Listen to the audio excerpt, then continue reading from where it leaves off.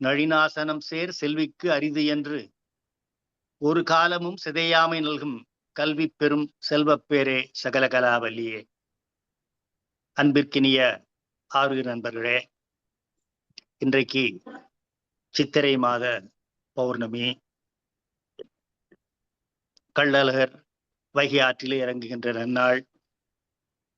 முருகனுக்கும் பெரிய திருவிழா நடக்கிற நாள். பல முருகன் கோவில்களிலே தேரோட்டம் எல்லாம் நிகழ்கிறது. அப்படிப்பட்ட ஒரு முழு நிலவு மிக்க நன்னாளில் நாம் அருணகிரிநாத பெருமான் அருளிய கந்தர் அலங்காரத்தினுடைய 34ஆம் பாடலை படிக்கின்ற பேற்றினை பாக்கியத்தை பெற்றிருக்கிறோம். முதலில் அந்த பாடலை படித்து விடுகிறேன். பொட்டாக வெற்பை பொருத கந்தா, தப்பி போனது ஒன்றற்கு எட்டாத ஞான கலை தருவாய், இரும் காமவிடாய் பட்டார் உயிரை திருகி பருகி பசிதணிக்கும் கட்டாரி வேல்விழியார் வலைக்கே மனம் கட்டுண்டதே. திருப்பி திருப்பி அந்த செய்தி தான் வருது. நம்முடைய மனமானது முருகனுடைய திருவடியில் ஈடுபட்டு அவனுடைய ஞானமாகிய அந்த ஒளியை பெற்றுவிட்டால் நாம் நம்முடைய மனம் ஒன்றுபட்டு நிற்கும். என்ன ஆகுதுன்னா, மனம் அலைபாய்ந்து கொண்டு இருக்கிறது. பெண்களுடைய காம கண்கள் என்ன பண்ணுதுன்னா, மனம் ஒன்றுபடாமல் திரிகின்ற மனிதருடைய அந்த உயிரை திருகி பறிகின்ற ஆற்றல் உடையது. அப்படிப்பட்ட நிலையிலே நான் அவருடைய காம வலையிலே பட்டு தவித்துக் கொண்டிருக்கிறேன். என்னை நீ காப்பாற்று என்று கேட்கும் இடம் இருக்கிறது. எப்படி தேவர்கள் சூரபன்மனாலே சிறையில் அகப்பட்டு வாடிக்கொண்டிருக்கிற பொழுது அவன் என்ன பண்ணான்? மலை என்று சொன்னா மிகப்பெரிய ஒரு வடிவம். இப்ப சூரபன்மனுக்கு துணையாக வந்தது கிரௌஞ்ச மலை. மற்ற மலையெல்லாம் நிலையாக நிற்கிற மலை. மலையிலிருந்து தான் மலைத்து போதல். நாம் அப்படி ஒன்றை பார்த்து அப்படியே we feel astounded. அது போல இருக்கிற கிரௌஞ்ச மலை, அது பறக்கின்ற மலை. அந்த மலை என்ன பண்ணுமாமா, அப்படி பறந்து போய் எங்க அதிகமான தேவர்கள் இருக்கிறார்களோ அவர்கள் தலை மேல உட்கார்ந்த உடனே அந்த தேவர்கள் அனைவரும் அழிந்து போவார்கள். அப்படிப்பட்ட கிரௌஞ்ச மலையை முருகன் என்ன பண்ணா, அவனுடைய ஞானமாகிய வேலை விட்ட உடனே அது பொட்டாக அப்படின்னா கண்ணுக்கு தெரியாத தூசியா மாறுறது. நம்ம பூச்சி பொட்டுன்னு சொல்றோம். பூச்சின்னா கண்ணுக்கு தெரிகிற சிறிய அளவிலான பொருள். பொட்டுனா கண்ணுக்கே தெரியாத வண்ணம் இருக்கின்ற ஒரு பொடிப்பொடியாகின்ற அளவுக்கு அந்த பறக்கின்ற கிரௌஞ்ச மலையை தன்னுடைய ஞான வேளாலே சீர்குலைத்தவன் முருகன். அப்படி பொட்டாக வெற்பை பொருத கந்தா, வெற்றி கொண்ட முருகப்பெருமானே, தப்பி போனது ஒன்றற்கு எட்டாத ஞான கலை. இப்ப நாம் என்ன பண்றோம்? துன்பங்கிறோம், இன்பங்கிறோம். அதுக்கு ரெண்டுக்குமே மலைன்னு சொல்றோம். மலை போல வந்த துன்பம், மலை போல வந்த செல்வம். அப்ப இன்பத்திற்கும் மலை உதாரணமாகிறது, துன்பத்திற்கும் மலை உதாரணமாகிறது. அப்ப மலை என்பது ஒரு பெரிய வடிவத்தினுடைய ஒரு சிம்பல். இப்ப நம்முடைய மனம் இருக்கே, அது என்ன பண்ணுதுன்னா, ஒன்றை பற்றி முருகனுடைய திருவடியை பற்றாமல் அலைபாய்ந்து கொண்டிருக்கிறது. அதுக்கு பேர் ஞான கலைன்னு பேர். முருகனுடைய வேல் ஞான வடிவம். நாம் என்ன பண்ணாலும் மனம் அடங்க மாட்டேங்குது. எதிலுமே ஒன்றுபடாமல் மனம் அலைபாய்ந்து கொண்டே இருக்கிறது. அதனால மனத்தினாலே ஒன்று பண்ண முடியல. இப்ப உடல்ல 1008 உறுப்புகள் இருக்கலாம். ஆனா அவற்றை ஒழுங்குபடுத்தி ஒரே விஷயத்தில் ஈடுபட வைப்பது மனம். இப்ப ஒரு பாலம் கட்டுறாங்க, ஒரு கட்டடம் கட்டுறாங்க, என்ஜினியர் கட்டுறாருன்னு சொல்றாங்க. ஆனா என்ஜினியர் கட்டுறது இல்லை, கொத்தனார்களும் சித்தார்களும் சேர்ந்து கட்டுறாங்க. அதே போல நம்முடைய கண் ஒன்றை பார்த்தாலும், மூக்கு ஒன்றை நுகர்ந்தாலும், செவி ஒன்றை கேட்டாலும் அது மனமானது ஈடுபட்டாதான் அது முழுமையாக இருக்கும்.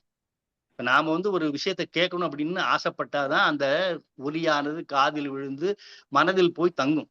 ஆனா என்ன ஆகுதுனாக்க, அந்த ஒன்றுபடுகிற தன்மை இல்லாமல் மனம் அந்த தப்பி போனது, என்னுடைய மனமானது அந்த ஞான கலை பெறாமல் நான் அறியாமையில் சிக்கி தவித்துக் கொண்டிருக்கிறேன். ஆனால் என்ன ஆகுது, என்னுடைய மனம் ஒரு போக்கஸ்டா இல்லாம கண்டதெல்லாம் பரவுகிறது. அந்த தப்பி போனதொன்று ஆகிய எட்டாத ஞான கலையை நீ தருவாய் அப்படின்னு வென்றார். அப்ப வருகிற பொழுது அதுக்கு ஒரு எக்ஸாம்பிள் சொல்றார். இரும் காமவிடாய் விட்டார் உயிரை திருகி பருகி பசிதணிக்கும் கட்டாரி வேல்விழியார் வலைக்கே மனம் கட்டுண்டதே. இப்ப நம்ம ஒரு வீட்டுக்குள்ள போய் தாழ்பால் போட்டுக்கிட்டோம்னா அது பாதுகாப்பு. வி ஆர் நம்ம ஒரு செல்ஃப் கண்ட்ரோல்னு அர்த்தம். ஆனா அப்படி இல்லாம நம்ம உள்ள பூட்டி ஒருத்தங்க வெளிய லாக் பண்ணிட்டாங்கன்னா நாம அவ கட்டுப்பாட்டுல இருக்கிறோம். இப்போ ஒரு சின்ன எக்ஸாம்பிள் பார்க்கலாம். பிரம்மதேவன் அவன் தான் கலைமகளாகிய சரஸ்வதியை படைச்சான். ஒரு வழியில பார்த்தா கலைமகளுக்கு அவன் தந்தை. ஆனால் அந்த பிரம்மதேவன் கலைமகளை படைத்த பொழுது அவளுடைய பேர அழகில் ஈடுபட்டு அவளை திருமணம் செய்து கொண்டான். இவனோ மூத்த கிழவன், பல கோடி ஆண்டுகளாக அவன் படைப்பு தொழிலை மேற்கொண்டிருக்கிறான். அப்படிப்பட்ட முதுபெரும் கிழவன் சரஸ்வதி தேவியே கலைமகளை அவன் படைத்த பொழுது அவள் பேரழகில் ஈடுபட்டு அவளை மனைவியாக கொண்டான். அப்படிப்பட்ட அவனுக்கே மனம் ஒன்றுபடல். ஆனா திருஞான சம்பந்தர் 16 வயது இளைஞர். அவருக்கு தன்னுடைய பெண்ணை மனம் முடித்து கொடுக்க வேண்டும் என்று சொல்லி மயிலாப்பூரில் வாழ்ந்த சிவநேச செல்வர் அப்படிங்கிற ஒருத்தர் இருந்தார். பூம்பாவைன்னு அவளுக்கு பேர். திருஞான சம்பந்தருக்கு திருமணம் செய்து கொடுக்கணும்னு முடிச்சிருந்தார். அந்த பொண்ணு ஒரு நாள் சிவ வழிபாட்டுக்காக பூவை பறிக்கலான்னு சொல்லி தோட்டத்துக்கு போன பொழுது அங்கே பாம்பு தீண்டி அவள் இறந்து போனாள். இவர் ரொம்ப வருந்தினார். ஆனா இந்த வழியா திருஞான சம்பந்தர் வந்தா அவருக்கு அந்த எலும்பையாவது காமிக்கலான்னு சொல்லி தகனம் பண்ண பிறகு அந்த எலும்புகளை சேகரித்து அதை ஒரு பானையில வச்சிருந்தார். அவர் எண்ணியபடியே ஒரு நாள் அவருடைய ஊருக்கு வந்தார் திருஞான சம்பந்தர்.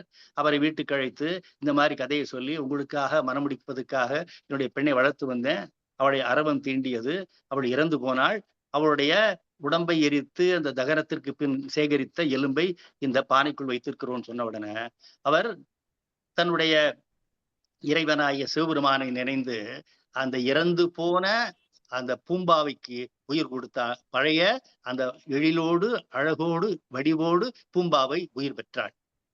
சிவநேச செல்வருக்கு சொல்ல முடியாத பேரானந்தம், தன் மகள் உயிர் பெற்று விட்டாள் என்பது தலையில மாட்ட வைக்கும் என்று நமக்கு தெரியாது. பெரிய காமதாகத்தில் அகப்பட்டவர்களின் உயிரை அதன் போக்கிலே விடாமல் திருகி செயல் இழக்கும்படி பருகி தம் பசியை தனித்துக் கொள்வனவும் கட்டாரியைப் போலவும் வேல் போலவும் இருப்பனுமாகிய விழியை படைத்த தீய மங்கையர்களின் காமமாகிய வலையில் என் மனம் கட்டுப்பட்டு விட்டதே. இப்ப ரொம்ப பெரிய விரிவா சொல்றார். அவங்க கண்கள் எப்படிப்பட்டது? குத்திட்டி மாதிரி, கட்டாரி மாதிரி, வேல் மாதிரி. அப்ப அந்த கண்ணினுடைய கூரிய பார்வையில் சிக்கிவிட்டா நாம் என்ன அந்த வலையில் விழுந்துருவோம் என்றால், நம்முடைய மனம் அவர்களை பார்த்து மனம் மயங்கி விட்டால், அவருடைய கண்களை பார்த்து பண்ணிவிட்டா அது வலை போல அந்த வலையில் விழுந்துருவோம். அதுக்கு பிறகு அவங்க என்ன பண்றாங்கன்னாக்க நம்மை முழுதுமாக ஆட்கொண்டு நம்முடைய உயிரை திருகி பருகி அவர்கள் வசம் செய்து விடுகிறார்கள். மனம் முழுதும் அவர்களுக்கு சொந்தமாயிரும். இப்ப அதை போல நான் மாட்டிக்கொண்டேன். நான் அந்த நிலையில் இருந்து ஞான கலையை பெற்று உன் திருவடிக்கு ஆளாக வேண்டும் என்று விரும்புகிறேன் அப்படி சொல்றார்.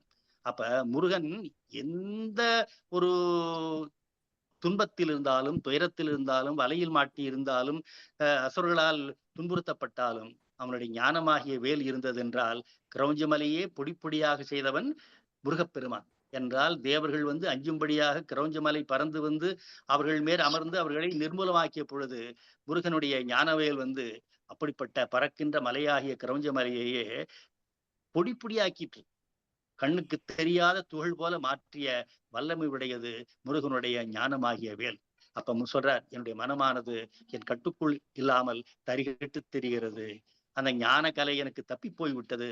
அந்த ஞான கலையை நான் மீண்டும் பெறுமாறு எனக்கு நீ அருள்வாய். அப்படி வந்தால் எந்த மங்கையனுடைய காம வலையிலும் நான் வீழ்ந்து அழியாமல் உன் திருவடி பேற்றினை அடையலாம் என்பது ஒரு திரண்ட கருத்து. நான் மீண்டும் மீண்டும் பார்க்கிறோம். முருகனுடைய வேலனுடைய பெருமையை பற்றி பேசுகிறார், மங்கையருடைய அந்த காமத்தை பற்றி பேசுகிறார். நாம் திரும்பியும் நினைவு கொள்ள வேண்டும், இது நம்முடைய குடும்ப பெண்களை பற்றிய ஒரு செய்தி அல்ல. இதற்கென்றே ஒரு தனியாக பெண்கள் இருந்தார்கள். மன சலனமுடைய ஆண்களை தங்களுடைய காம பார்வைக்கு இலக்காக்கி அவர்கள் உயிரை ஆட்கொண்டு உடைமை ஆட்கொண்டு அவர்களை தங்கள் வசம் இழக்கச் செய்து அவர்கள் வாழ்வை சிதைக்கின்ற வல்லமை உடையவர்கள். எப்படி கிரௌஞ்ச மலை மேல போய் உட்கார்ந்தா மனிதர்கள் நிர்மூலமாகி விடுவார்களோ அதே போல கட்டாரி போலவும் வேல் போலவும் கூர்மையுடைய அந்த பெண்களுடைய பார்வையில் விழுந்து விட்டால் நம்முடைய உயிரை திருகி பருகி அவர்கள் நம்முடைய வாழ்வையை சிதைத்து விடுவார்கள். அப்படிப்பட்ட வல்லமையுடைய பெண்களுடைய காம பார்வையாக வலையிலே விழுந்து விட்டேன். நான் உன்னுடைய திருவடியை சரணம் என்று அடைந்து உன் கையிலே இருக்கின்ற ஞானமாகிய கலை பெறணும். ஏன்னா நான் முயற்சி செய்தேன். ஆனால் அந்த முயற்சி எனக்கு அகப்படல. இப்ப மனத்தை நம்ம எத்தனையோ பேர் நம்முடைய ஆளுகை கொண்ட நினைக்கிறோம். ஆனால் என்ன முயற்சி பண்ணாலும் மனம் என்பது தப்பி போகிற தன்மையுடையது. பலமுறை பார்த்திருக்கோம். கையொன்று செய்ய, விழியொன்று நாட, கருத்தொன்று எண்ண, பொய்யொன்று வஞ்சக நாவொன்று பேச, புலால் கமிழும் மெய்யொன்று சார, விரும்பும் யான் செய்கின்ற பூசை எவ்வாறு கொள்வாய் வினை தீர்த்தவன் சொல்றோம். 5 புலன்களும் 5 திசைகள் நோக்கி போகுது. ஆனால் மனம் என்கின்ற சாரதியின் கையில அந்த கடிவாளங்களை கொடுத்து விட்டால் 5 குதிரைகளும் நேராக ஒரு திசை நோக்கி போகும். அதுபோல நம்முடைய 5 புலன்களையும் மனமாகிய சாரதியிடம் ஒப்படைத்து விட்டால், முருகனோடு ஒப்படைத்து விட்டால், அவன் என்ன செய்வான்? நம்முடைய புலன்களை கட்டுக்குள் வைத்துக் கொண்டு நாம் இந்த தீய வழியில் செல்லாமல் நம்மை காப்பாற்றி நம்மை அந்த ஞானத்தை தந்து நமக்கு நல்ல வாழ்வு அருள்வான். அப்படிப்பட்ட முருகனுடைய திருவடி பேரு நம் அனைவருக்கும் வாய்க்க வேண்டும் என்று சொல்லி அந்த பாடலையும் அதன் பொருளையும் திருப்பி சொல்கிறேன். பொட்டாக வெற்பை புருத கந்தா, தப்பி போனது ஒன்றற்கு எட்டாத ஞான கலை தருவாய், இரும் காமவிடாய் பட்டார் உயிரை திருகி பருகி பசிதணிக்கும் கட்டாரி வேல்வழியார் வலைக்கே மனம் கட்டுண்டதே. பொருள் ரொம்ப எளிமையானதான். கண்ணுக்கு தெரியாத பொடி ஆகும்படி கிரௌஞ்ச மலையோடு போர் செய்து அழித்த கந்தனே. பொட்டாக அப்படின்னா கண்ணுக்கு தெரியாத பொடி ஆகும்படி, வெற்பைனா மலையை, புருதன்னா போரிட்ட கந்தா, என் ஆற்றலுக்கு அகப்படாமல் மீறி போனதாகிய மனத்துக்கு எட்டாமல் இருக்கும் ஞானம் என்னும் கலையை எனக்கு வழங்க வேண்டும். தப்பி போனது அப்படின்னா என்னுடைய கட்டுப்பாட்டுக்குள் என் மனம் இல்லை. என் மனம்தான். ஆனா நான் சொன்னபடி கேட்க மாட்டேங்குது. இதை பார்க்காதன பார்க்குது, கேட்காதன கேட்குது, செய்யாதன செய்து. அப்ப அந்த ஞானம் இருந்தால் என்ன ஆகுனாக்க மனம் நமக்கு கட்டுப்பட்டு இருக்கும். அந்த ஞானம் இல்லாது போனதனால் அஞ்ஞானத்தினால் என்னவாகிறாக்க தப்பி போனது ஒன்றற்கு எட்டாத ஞான கலை தருவாய். அப்ப நீ என்னை உன்னுடைய திருவடிக்குள் ஆட்கொண்டு எனக்கு ஞானத்தை தந்தால் எல்லா புலன்களும் ஒடுங்கி போய் உன் திருவடியில் ஒன்றுபட்டு நிற்கும். அப்பொழுது என்னுடைய மனம் சலனத்தில் ஆட்பட்டு சிதைந்து போகாது. இரும் காமவிடாய் பட்டார் அப்படின்னாக்க, பெரிய இருன்னா பெரிய, காம விடாய்னா தாகம், பெரிய காமதாகத்தில் அகப்பட்டவர்களின் உயிரை அதன் போக்கிலே விடாமல் திருகி. இப்ப ஒரு மனிதன் பெண்ணினுடைய காம வலையில் சிக்கி கொண்டா அப்புறம் அவன் முழுமையா அவளுடைய ஆளுகைக்கு மாறி விடுகிறான். இவன் நினைச்சக்கார செய்ய முடியாது. அவ வான வருவான், உட்காருமா, எழுந்திருனா எழுந்திருப்பான். அதே போல என்ன ஆச்சுனாக்க, பெரிய காமதாகத்தில் அகப்பட்டவர்களின் உயிரை அதன் போக்கிலே விடாமல் திருகி செயல் இழக்கும்படி பருகி தம் பசியை தணித்துக் கொள்வனவும் கட்டாரியைப் போலவும் வேல் போலவும் இருப்பனுமாகிய விழியை படைத்த தீய மங்கையர்களின் காமமாகிய வலையில் என் மனம் கட்டுப்பட்டு விட்டதே, இனி என்ன செய்ய வல்லேன் என்கின்ற ஒரு ஆற்றாமையோடு சொல்லுகிறார். அதுல ஒரு கொஞ்சம் கடுமையான வார்த்தைகள். பொட்டு கண்ணுக்கு தெரியாத சிறிய வடிவுள்ள பொருள், வெற்பு கிரௌஞ்சமலை, புருத போர் செய்து அழித்த, தப்பி போனது என் பிடிக்குள் அகப்படாமல் போனது ஒன்றுனா மனம், விடாயினா தாகம், கட்டாரினா குத்தீட்டி, வலைக்கேன வலையில். அப்ப பெண்ணினுடைய கண் என்பது ஒரு குத்தீட்டி போன்ற வேல் போன்ற கூர்மையுடைய ஆயுதம். அந்த ஆயுதமாகிய வலையில் நாம் வீழ்ந்து விட்டால் நாம் என்ன பண்ணுகிறோம்? நம்முடைய ஆளுமையை இழந்து போய் விடுகிறோம். அதற்கு அப்படி இல்லாமல் போவதற்கு என்ன வேணும்?